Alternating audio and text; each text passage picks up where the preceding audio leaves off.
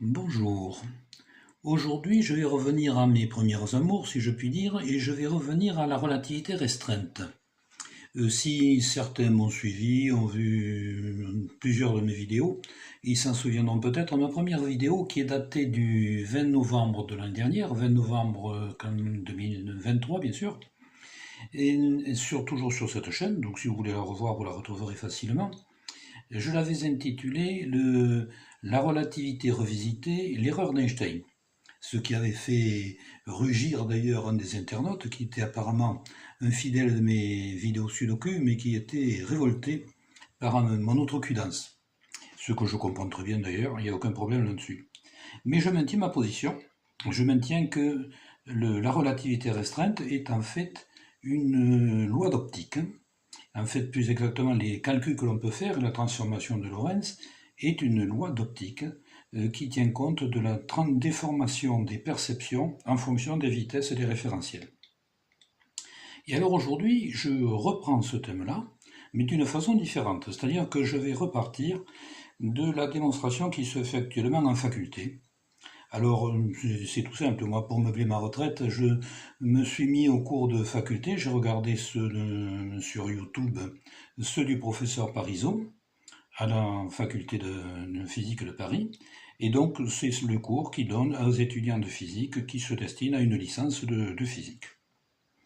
Et cette démonstration, c'est celle qu'on enseigne dans toutes les facultés à l'heure actuelle. Eh bien, je ne suis pas d'accord. Ça ne vous surprendra pas, et je vais vous expliquer pourquoi. Alors, je ne vais pas les reprendre parce que il y a 26 heures de cours, si mes souvenirs sont bons, donc ça dure un certain temps. Vous inquiétez pas, je les ai tous vus, et même vus plusieurs fois, parce que si je me permets de dire ça, c'est quand même que j'ai quelques raisons. Alors, je vais vous le faire court quand même, je vais vous expliquer un petit peu comment ça se passe. On considère dans l'espace deux points, deux référentiels, dont l'un aurait pour coordonnées dans x, y, z et t, donc dans l'espace-temps bien sûr, et le deuxième aurait, tiens, je m'aperçois que j'ai oublié, c'est x', y', z' et t'. Et on se dit, il y a bien une relation entre ces deux points, donc entre les coordonnées x', y', z' et t', et x, y, z et t. Et alors, on ne sait pas ce que c'est. Mais on peut l'exprimer quand même d'une façon suivante, on peut dire ce sont des fonctions. Alors, il y a tout un raisonnement avant pour démontrer que ce sont des fonctions linéaires, parce que si on ne fait pas ce raisonnement, ce n'est pas possible. Et donc on part de la conclusion que les références du deuxième point sont liées aux références du premier par ces fonctions. X' est lié à x, y, z et t par une fonction qu'on appelle f de x, de y, de z et de t. Y' se trouve lié par une fonction qu'on appelle g de x, de y, de z et de t. Et voilà, nous avons donc quatre fonctions pour nos quatre points. Et alors c'est un petit bijou de mathématiques. J'avoue que quand je l'ai vu, j'ai trouvé ça superbe, c'est magnifique. En partant de ça, c'est très long bien sûr, je vous dis 26 heures, et on retrouve absolument tout. On retrouve tous les calculs qu'avait fait Einstein et puis tous les gens qui avaient travaillé avec lui, ou en collaboration, ou chacun de son côté. On retrouve l'espace-temps, on retrouve les calculs de Minkowski, on retrouve la transformation de Lorentz surtout, qui est le plus important, qui permet de faire tous les calculs de relativité. On retrouve l'impulsion, l'énergie cinétique, voyons, E égale mc2, on retrouve absolument tout.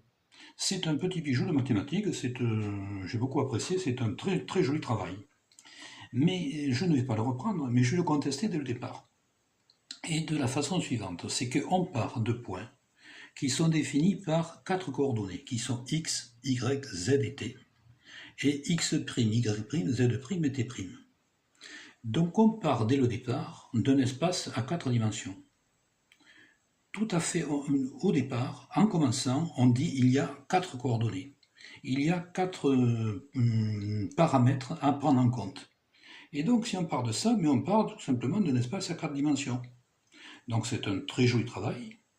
C'est un travail qui donne la métrique d'un espace-temps, s'il existe, mais on n'est pas sûr qu'il existe. Pour démontrer qu'il existe un espace à quatre dimensions, mais il ne faudrait pas partir de ces 4 paramètres dès le départ. Alors il y a toute une explication au début du cours de M. Parisot, évidemment pour expliquer ces choses-là. Ça c'est déjà moins mathématique au départ, hein, c'est quand même pas pareil. Moi je dis, ça à ce moment-là, on aurait très bien pu prendre 5 coordonnées, et on aurait trouvé la métrique d'un espace à 5 dimensions. Si c'est possible, je n'en sais rien.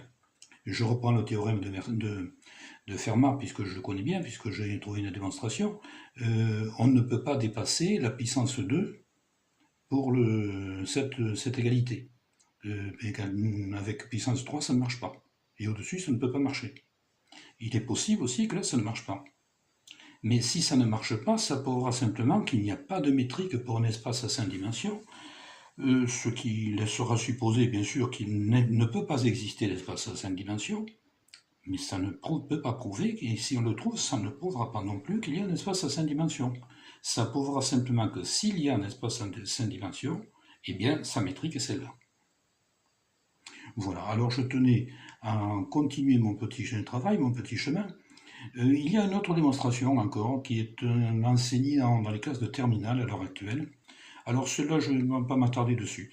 On dit tout simplement un petit singe qui serait dans une fusée, c'est pour être, pour des lycéens, c'est pour être ludique un petit peu.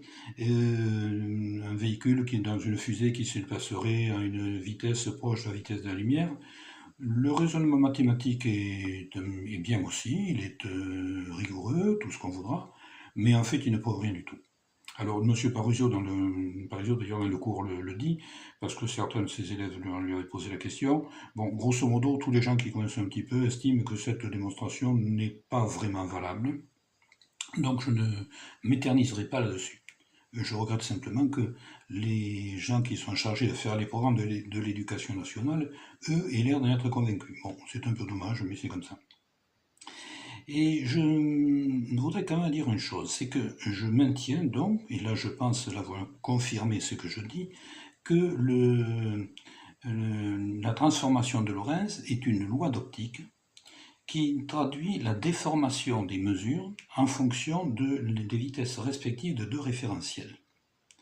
Et jusqu'à présent, elle s'est vérifiée. Mais, à mon avis, pour une raison très simple, c'est que nous sommes sur notre petite Terre ici, et nous observons des étoiles qui sont là, ou des planètes qui sont loin, on mesure leur vitesse, on fait des calculs, etc., et tout ça se vérifie. Mais nous sommes sur notre petit référentiel, tout ça se passe avec des distances très importantes, des vitesses très importantes aussi, qui dépassent un petit peu l'échelle humaine. Mais enfin, ça c'est pas gênant, on sait faire des calculs quand même, on sait se débrouiller avec ça. Mais tel que ça se passe et vu les distances, on est toujours en ligne droite. Alors j'expliquais à la fin de ma dernière vidéo que la transformation de Lorentz ne peut s'appliquer qu'en ligne droite. Elle ne s'applique pas autrement. Et d'ailleurs, avec une des vidéos qui ont suivi, il me semble bien avoir démontré que le paradoxe des jumeaux ne peut pas exister, et n'existe pas. Et donc, ça ne s'applique, je maintiens, ça ne s'applique qu'en ligne droite. Alors, je vais faire une petite parenthèse à propos du paradoxe des jumeaux, parce que j'ai continué à mes petites études, mes petites réflexions, et je suis tombé sur le phénomène du redshift expliqué par Einstein. Alors maintenant, en faculté, par exemple, quand le redshift, là, ça s'apprend en faculté au niveau du master, pas au niveau de la licence, et c'est au niveau de la relativité générale. On l'explique maintenant par l'effet Doppler, ce qui est relativement simple, qui est assez facile à comprendre. Einstein ne le voyait pas comme ça du tout. Einstein, lui, le rapprochait du paradoxe des jumeaux.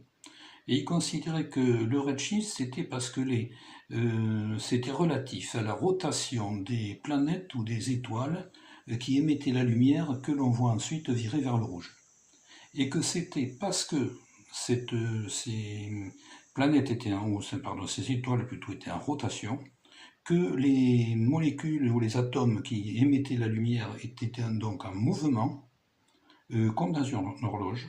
Et donc, dans une horloge en mouvement, pour lui, le temps était modifié. Cette explication d'Einstein a été complètement abandonnée. J'y voilà donc une confirmation de ce que je disais à propos du paradoxe des jumeaux. Et je voudrais vous dire autre chose aussi, parce que je reprends mon petit trait, un dessin, enfin un dessin, c'est sommaire comme dessin. Nous avons ici la Terre, et nous avons ici une étoile que nous examinons, pour laquelle nous mesurons les vitesses, les lumières, les longueurs d'onde de lumière, etc. Comme je dis toujours, nous sommes pratiquement à ligne droite. Parce que si on se met d'un côté de la Terre ou de l'autre, la distance est parfaitement négligeable par rapport à la distance de l'étoile. Donc nous sommes toujours dans le même phénomène, celui que je considère pour la transformation de Lorentz, qui est une transformation des mesures en fonction des vitesses respectives des deux référentiels, mais en ligne droite. Et là, une idée m'est venue, c'est que jusqu'à présent, on n'a pas pu faire les mesures autrement. Mais nous avons maintenant une possibilité. Il y a le télescope James Webb, qui, lui, se trouve à 1,5 million de kilomètres de la Terre. On va le mettre par exemple ici. Et donc j'imagine que s'il fait des mesures avec cette étoile, et que nous faisons les mêmes mesures en partant de la Terre, eh bien si je ne me suis pas trompé, on devrait trouver une différence. Et ça c'est facile à calculer après, avec la transformation de Lorentz, on va y arriver très vite.